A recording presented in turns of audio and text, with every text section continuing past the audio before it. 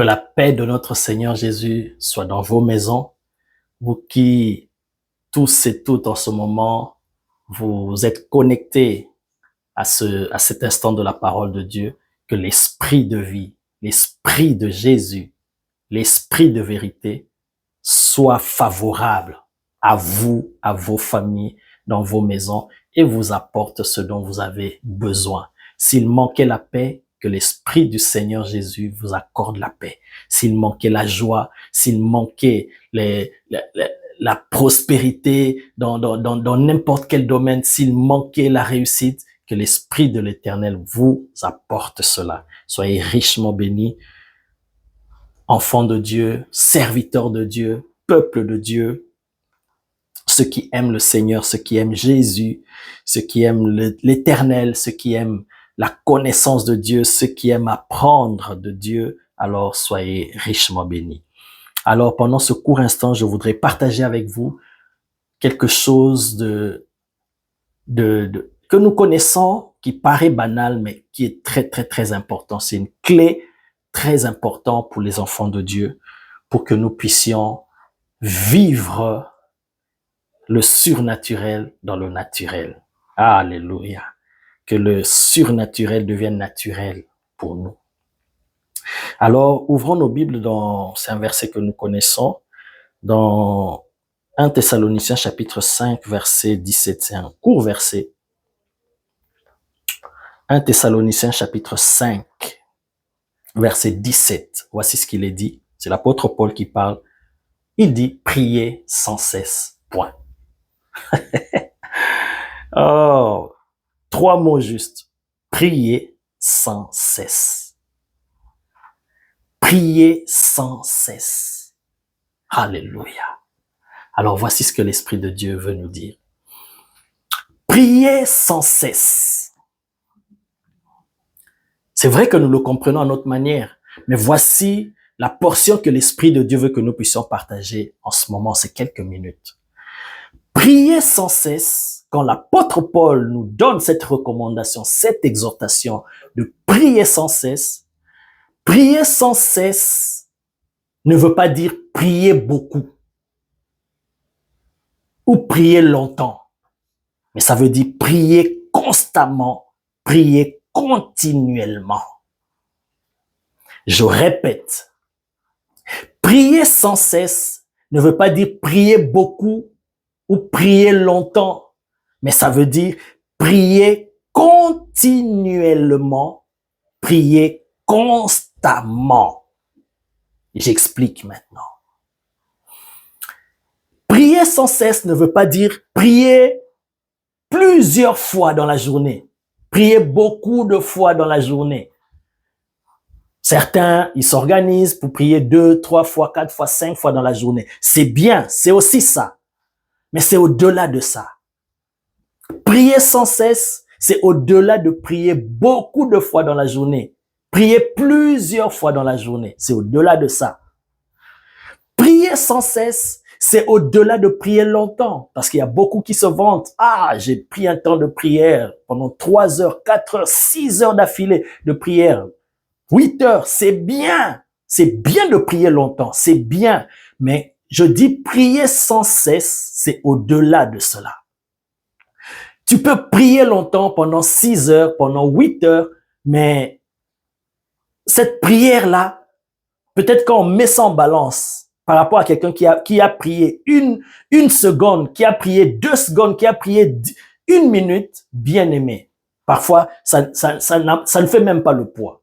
Pourquoi? Parce que parfois, comme Jésus a dit, nous multiplions des vaines paroles, ou parfois nous usons des stratégies, je vais mettre la musique, je vais chanter, ou je vais prier en langue, parce que tu as l'intention de durer longtemps et tu te dis, comme je dure longtemps dans la prière, alors c'est ça, prier sans cesse. C'est au-delà de cela. Je répète, prier longtemps, c'est bien, prier plusieurs fois dans la journée, c'est bien. Mais ce n'est pas ça, prier sans cesse, c'est au-delà de cela. C'est au-delà. Prier longtemps, c'est bien, bien-aimé. Prier beaucoup, c'est bien. Mais parfois, il y a des prières dans la Bible. Quand tu relis cela, Élie devant les prophètes de Baal, Jésus devant la tombe de Lazare, il n'a même pas fait 30 secondes de prière. Mais le feu, le résultat était descendu. Donc, le résultat ne dépend pas de la longueur, de la quantité, du nombre de fois que tu pries dans la journée, non. Prier sans cesse, c'est prier continuellement. Ça veut dire sans arrêt, sans s'arrêter. Ah, pasteur Pépé, ça veut dire que pendant toute une journée, je ne fais rien, je ne vais pas travailler, je ne vais pas étudier, je ne vais pas faire des business, je vais seulement prier continuellement sans arrêt. Non, ce n'est pas ça. Prier sans cesse, c'est prier constamment, prier continuellement. Ça veut dire ceci, que la prière devienne la respiration. Est-ce que tu respires 5 fois la journée? Est-ce que tu respires pendant 6 heures dans la journée et puis les autres 18 heures de la journée, tu respires pas? Non, tu respires tout le temps, chaque seconde. Si tu arrêtes de respirer, tu vas mourir. Prier sans cesse, c'est une vie constante où tu es en communion permanente avec Dieu. Ça, c'était impossible dans l'Ancien Testament. C'était difficile. Mais nous, l'apôtre Paul le dit pour les chrétiens, pour les enfants de Dieu nés de nouveau, parce que le Saint-Esprit habite en permanence avec nous. Il est en nous. Alors, dans ce cas, nous pouvons prier, parler à Dieu, communier avec Dieu, s'entretenir avec Dieu à n'importe quel moment, n'importe où. Ça veut dire, ça devient la respiration pour toi. La vie de prière, ça devient ton style de vie de tous les jours. Partout où tu es, même si tu es au travail, ton esprit est en prière. Alléluia. Même quand tu dors, ton corps se repose, mais ton esprit est en prière. N'as-tu jamais vu expérimenter ces choses-là? Même quand tu es à l'université, même quand tu es en train de parler avec des amis, physiquement tu es là, mais parce que nous opérons dans 2 mondes simultanément, le monde spirituel et le monde physique, bien aimé, tu peux être là dans le monde physique en train de vaquer à tes activités, mais ton esprit est constamment en prière. C'est ça la dimension que Dieu veut pour nous. Il ne s'agit pas d'une heure précise, il ne s'agit pas d'un mot. C'est vrai, en tant qu'enfants de Dieu, nous devons aussi avoir des moments précis où nous allons prier. À 22h, à 3h du matin, je me réveille. Moi-même, je le fais. 4h du matin, quand tout est calme, je me réveille, je prends un temps de prière. C'est bien tout ça. Mais ça ne veut pas dire parce que j'ai prié comme ça, pendant les 2 heures ou 3 heures qui vont suivre, je ne suis pas en prière, mon esprit peut divaguer n'importe comment. Non, mon esprit aussi reste en prière. C'est ça ce que Dieu veut de nous. C'est ça que Dieu entend par prier sans cesse. Jésus était en train de marcher avec ses disciples et ses disciples lui faisaient des rapports. Oh voilà, nous avons chassé des démons, ils sont soumis en ton nom. La Bible dit, Jésus, tout d'un coup, tressaillit de joie. Il dit, Père, je te rends grâce de ce que tu as caché ces choses aux sages, aux intelligents du monde. Voilà, il est en train de parler, il est avec des gens autour de lui, mais il s'arrête, il parle. Il ne s'agit pas que non, je me retire pour m'enfermer dans la chambre. Tu es en cours de route, tu peux prier. Tu es au volant, tu peux prier. Tu es en train de faire la vaisselle. Tu es en train de... Peu importe, n'importe quelle activité, ton esprit peut prier au point que même des paroles sortent de ta bouche. Tu peux être là à table en train de manger avec tes collègues d'affaires, les businessmen, avec tes copains, avec la famille. À un moment donné, tu pries dans ton cœur où tu élèves ta voix, tu pries. C'est ça, prier sans cesse. Et cette culture-là, si ça devient une culture en toi, que à tout moment, bien aimé, à tout moment, ton esprit est en prière. Ah, bien-aimé, c'est ça la clé d'une vie surnaturelle. Alléluia. Jésus était avec les gens, il se mit à parler au Père. Une fois, je discutais avec un collègue qui est d'une autre religion, je préfère ne pas citer le nom, et on était en train d'échanger, et je lui ai dit, tu sais, moi, nous, on a cette grâce-là, ce privilège-là de parler à Dieu, pas seulement à un endroit spécifique, mais n'importe où, même tel que je suis là au travail, je peux parler à Dieu, je peux prier. Et je l'ai choqué même en disant, même dans les toilettes. Il dit, quoi? Même dans les toilettes? Pour nous, c'est interdit. On peut pas prier Dieu dans les toilettes. J'ai dit, moi, je peux être dans les toilettes, je prie Dieu. Je peux être en train de prendre ma douche. Je suis en train de parler à Dieu. Bien aimé, nous avons ce privilège. Et c'est à ton avantage. L'avantage, c'est quoi? Quand tu es constamment en train de parler avec Dieu, quand ton appareil est connecté avec le réseau du ciel, avec le Wi-Fi céleste, bien aimé, il y a un transfert de données qui se passe. C'est ça l'avantage que peut-être que tu ne saisis pas. Quand tu es constamment en prière, en communion avec Dieu, il y a des échanges qui se passent entre le ciel et la terre. Et c'est toi qui es réactivé, rechargé. Alléluia. Oh my God. Prier sans cesse, c'est au-delà de prier longtemps. C'est au-delà de prier beaucoup, mais c'est prier constamment, continuellement. Raboshatakaraba. Peu importe, je dis, il n'y a pas de limite, il y a rien qui peut t'empêcher de prier partout où tu es. Alléluia. Voici le privilège que le Seigneur nous a accordé parce que son esprit demeure en nous en permanence et nous pouvons parler au Père à n'importe quel moment parce que nous vivons en communion permanente avec lui.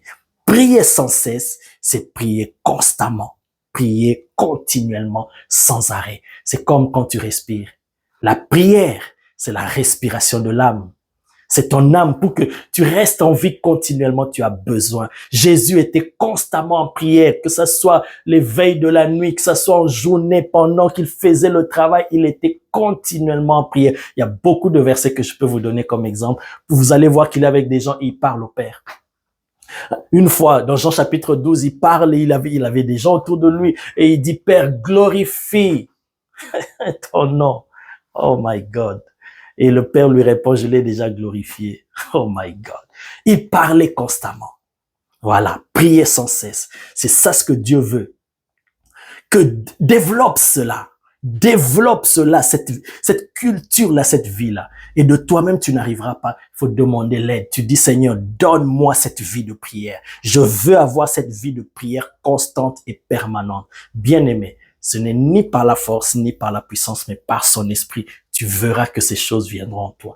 Et tu sentiras la prière, ce ne sera plus une corvée pour toi. La prière, ce sera agréable pour toi. Parce que tu comprends que la prière, c'est ta respiration. C'est ta vie. Ça devient ton style de vie. Partout où tu es, tu pries. Partout où tu es, tu parles avec Dieu. Une fois, je vous ai déjà dit, je vous ai déjà parlé de cela. Prier, ce n'est pas parler à Dieu, mais c'est parler avec Dieu. Ce n'est pas seulement que toi, tu vas parler. Non, prier, c'est parler avec Dieu. Toi, tu parles et lui aussi te parlera. Voilà pourquoi j'ai dit qu'il y a un transfert de données qui se passe. Il y a des choses qui viennent de toi, ça va vers Dieu, et des choses qui quittent Dieu et ça vient vers toi. Il y a un échange. C'est ça la prière, bien-aimé. Et quelqu'un qui vit comme ça, tu seras un homme du surnaturel. Je termine en vous donnant l'exemple, je ne sais pas si vous connaissez cet homme puissant de Dieu, cet apôtre de la foi, Smith Wigglesworth. Lui disait, il ne priait pas longtemps, il ne priait pas, mais il priait toutes les 30 minutes, il priait. Vous voyez? Donc, pour lui, il priait continuellement, sans arrêt, constamment il priait. Il ne prenait pas de longs moments de prière, mais c'était que chaque 30 minutes, il priait. Même si tu pries pendant 1 minute, 2 minutes, mais ta prière, elle sera efficace. Donc, constamment, tu pries, bien-aimé, partout où tu es, prie. Et tu ne sais pas. Il y a beaucoup de mystères qui se passent. Je vous ai dit, il y a des échanges spirituels, des transferts de données qui se passent. Et également aussi, parce que quand nous marchons dans le physique, nous sommes accompagnés également du monde spirituel. Les deux mondes s'imbriquent. Nous vivons simultanément dans les deux mondes. Et pendant que tu as cette culture-là de la vie de prière sans cesse, bien aimé, tu ne sais pas combien des œuvres du diable tu détruis autour de toi quand tu fais cette prière-là en ce moment-là. Quand l'esprit te pousse, surtout à prier en langue, tu ne sais pas que tu es en train de sauver quelqu'un au Japon qui a poussé un cri de secours vers l'Éternel. Et l'Éternel t'utilise en ce moment-là pour sauver. Imaginez combien de choses, combien de mystères qui peuvent se passer, des bonnes choses, si nous sommes des hommes et des femmes qui prient constamment, continuellement. Au-delà des programmes de prière, je ne suis pas contre cela, c'est bien. Tu peux avoir tes programmes de prière que tel jour, de tel jour à tel jour, je vais prier de telle heure à telle heure. C'est bien tout ça. Mais pour la plupart, c'est seulement pendant une période. Après, je mène ma vie comme je veux et tout ça. Non, mais la prière, ça doit devenir ton style de vie de tous les jours, la respiration de ton âme, comme tu respires physiquement tous les jours, sans arrêt, continuellement et constamment. Sois richement béni. Je crois que tu as entendu et compris ce message et cela a fait naître en toi cette soif, ce désir-là d'avoir cette vie de prière-là, alors que l'Éternel t'accorde cela. Deviens cet homme, cette femme de prière. Oh my God! Des prières ferventes monteront de toi et tu feras la différence. Et tes prières auront une efficacité terrible. Même des prières de 1 minute, même des prières de 5 secondes, même des prières de oh my God. Tes prières vont faire des dégâts dans le monde spirituel. Tes prières vont rétablir des choses. Tes prières vont renverser les œuvres du diable. Tes prières vont établir, vont créer des nouveaux cieux, une nouvelle terre pour les hommes. Tes prières vont produire des résultats. Si tu deviens cet homme, cette femme qui prie sans cesse. Alléluia.